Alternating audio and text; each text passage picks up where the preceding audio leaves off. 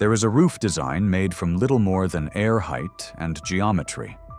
Yet it can do something expensive air conditioning systems struggle to do: keep an entire house cooler under the sun. Ancient builders used it in deserts, tropics, and cities where heat could kill. Then the design vanished from modern housing, replaced by flat slabs, sealed attics, and machines that never stop running. And once you understand the physics behind that disappearance, you will understand something more disturbing. They did not abandon this roof because it failed. They abandoned it because a house that cools itself threatens business. Modern houses were supposed to solve heat. They gave us reinforced concrete roofs, engineered insulation, sealed ceilings, powered ventilation, and air conditioning systems marketed as essential for comfort. And yet millions of homes still turn into ovens by noon. The roof absorbs sunlight all day, stores that heat like a battery, and slowly releases it downward into the rooms below. So people respond the only way the modern market has taught them to respond: buy stronger cooling pay, higher electric bills, and accept that comfort must be rented every month. But then something strange happened.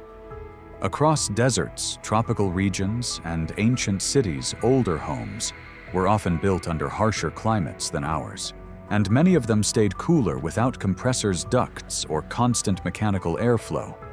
Their roofs were not just covers. They were part of a passive climate control system. Then the knowledge disappeared. The shapes changed. The cavities vanished.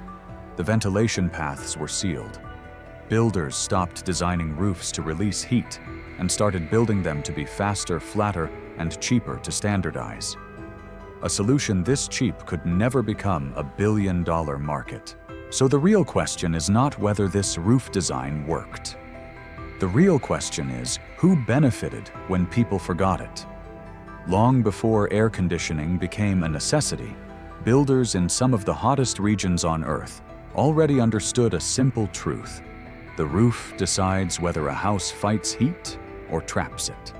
In ancient Egypt and Mesopotamia, survival depended on controlling the sun long before electricity existed. Builders raised ceilings, thickened upper structures, and shaped buildings so heat would rise away from occupied rooms. They knew that the hottest air always gathered above, and that the space beneath a roof could either become a furnace or a buffer. Centuries later, Persian builders pushed that logic even further. In extremely hot and dry climates, they developed roof systems that worked together with domes, vaults, wind catchers, and high interior volumes. These were not decorative choices. Curved and elevated roof forms reduced direct heat concentration, encouraged hot air to collect above living level, and created pathways for rising heat to escape. In many cases, the roof was part of a complete passive cooling strategy designed to move air without machines. Across North Africa and the Middle East, traditional homes often used layered roof logic rather than a single exposed surface. Builders combined height-mass lime-based finishes and ventilation openings to slow heat transfer and release trapped warmth before it reached interior rooms. In some regions, courtyards and upper vents worked together with roof design, turning the whole house into a cooling system. Heat was not attacked with force. It was redirected, delayed, and released. In South Asia and tropical regions, a different but related principle emerged. Builders used steep roofs, deep overhangs, ventilated attic gaps, clay tiles, and breathable materials that prevented heat and moisture from becoming trapped. A roof was expected to do more than block rain. It had to shade walls, create air channels, and protect the rooms below from radiant heat. The gap beneath the outer roof layer became just as important as the roof itself. Once air could move through that space, much of the heat never entered the living area in the first place. Mediterranean builders used similar reasoning with pale mineral coatings and tile systems that reflected sunlight rather than absorbing it. Colonial architecture in tropical climates repeated the pattern. Again, high-pitched roofs, ridge vents, tall ceilings, and broad shaded eaves. Different cultures used different materials, but the logic stayed the same. Raise the roof, vent the heat, reflect the sun, let the structure breathe. So the forgotten roof design was never one single patented invention. It was a family of ancient ideas built around one powerful principle: create a roof that separates solar heat from interior life. A ventilated, elevated, reflective roof could cool a home long before modern HVAC existed. Then industrial construction changed the rules. Flat concrete slabs were faster. Standardized roofs were easier to scale. Specialized climate-based design began disappearing from mass housing. And once cooling could be sold mechanically, the old roof stopped looking like wisdom and started looking like an inconvenience. The reason this roof design works is not mystical.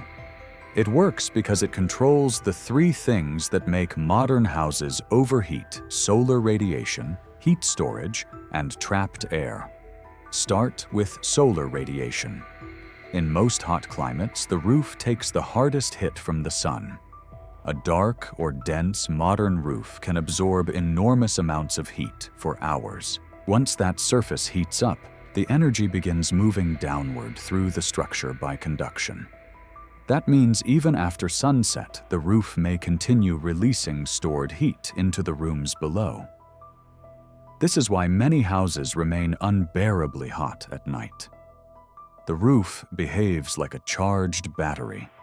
Ancient roof systems often interrupted that process. One of the simplest methods was separation. Instead of allowing the outer roof surface to sit directly against the occupied interior, builders created height cavities or double layers. That empty space mattered. Air is a poor conductor of heat compared with solid materials, so a gap slows heat transfer. And if that gap is ventilated, the effect becomes even more powerful. Heat that would have moved downward can be carried away before it ever reaches the ceiling below. This is where convection and the stack effect come in. Hot air rises naturally. If a roof is shaped to collect heat high above the living space, and if vents or openings allow that hot air to escape, the roof begins removing heat passively.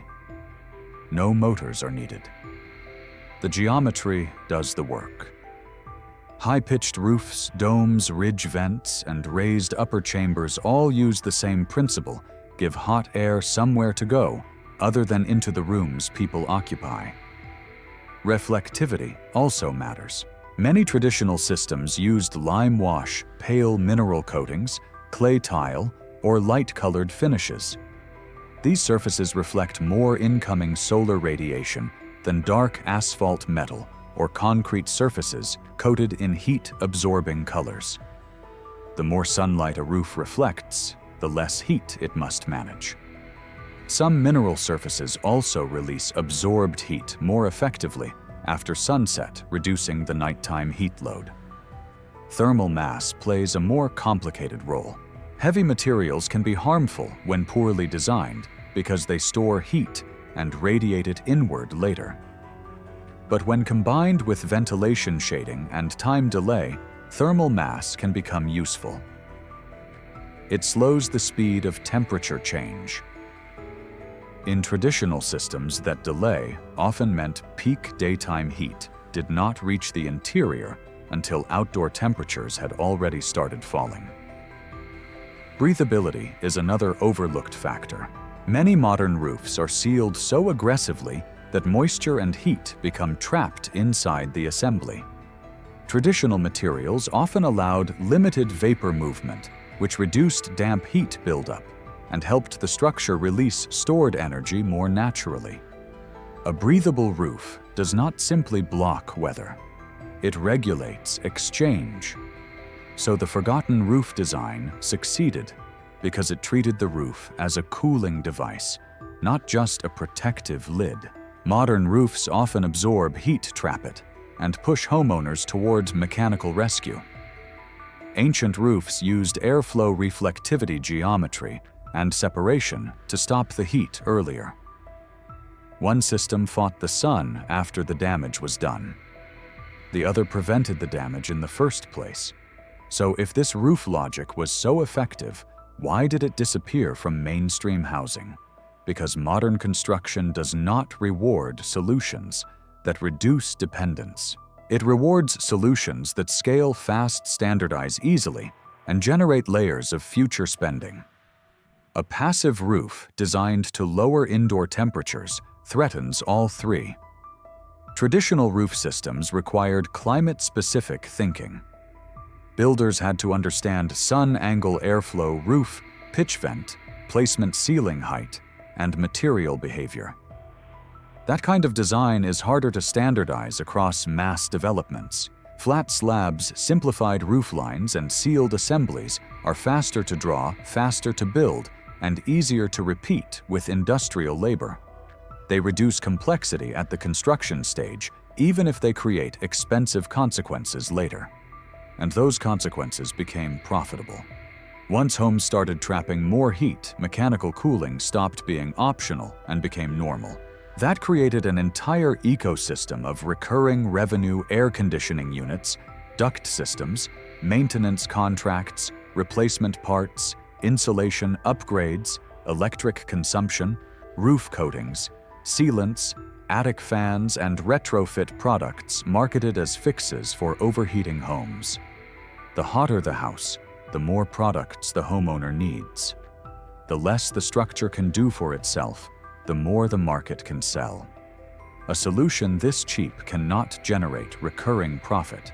That is the economic problem with forgotten roof design. It relies on geometry, air, and intelligent construction more than proprietary machinery. It cannot be easily monopolized. It does not need to be replaced every few years. And much of its value is created at the design stage before downstream industries get involved. What cannot be patented cannot generate monopoly. This does not mean every architect, builder, or engineer joined some coordinated plot. That is not how systems usually work. Suppression is often quieter than conspiracy. A method disappears when schools stop teaching it, codes stop prioritizing it, developers stop requesting it, and industries make more money solving symptoms than preventing them. Over time, the profitable method starts to look like the normal method, and the older solution is dismissed as primitive even when it was better adapted to heat. The industry knew exactly what modern overheating would produce: dependence. And dependence is valuable. They did not bury this roof because it failed. They buried it because it interfered with a housing model built around energy consumption, repeat upgrades, and permanent mechanical assistance. A house that cools itself is not just a design choice. In the modern market, it is a financial threat. The good news is that this forgotten roof logic does not need to be copied perfectly to be useful today. Its principles can be adapted to modern homes with surprisingly practical changes. The first is ventilation. A roof should not trap superheated air directly above the ceiling. Adding a ventilated cavity ridge vent or high exhaust path can allow rising heat to escape before it moves downward. The second is separation. A double-layer roof, raised tile system, or shaded outer skin can reduce direct heat transfer into interior rooms. The third is reflectivity. Light-colored mineral coatings, lime-based finishes, or reflective surfaces can reduce how much solar energy the roof absorbs in the first place. Overhangs also matter. Deep eaves protect walls and windows from direct sun, reducing the total heat load on the house. Ceiling height helps too, because it gives rising hot air more space to collect above occupied level. And when roof design is combined with cross-ventilation breathable materials and shaded openings, the cooling effect becomes even stronger. The old system was never about nostalgia. It was about physics. And the smartest modern homes will not copy the past literally. They will recover its logic. The modern world taught homeowners to believe cooling begins with machines. But ancient builders understood that cooling begins with design. The roof was never supposed to be a passive cover. It was supposed to be the house's first defense against heat. And once that idea disappeared, people were forced to buy back comfort through electricity equipment and endless upgrades. That is why this forgotten roof design matters. It proves that one of the smartest cooling systems ever created was built into the structure itself. If you made it this far, you now understand more about this topic than most people ever will. Subscribe and share this with someone who deserves to know the truth behind it.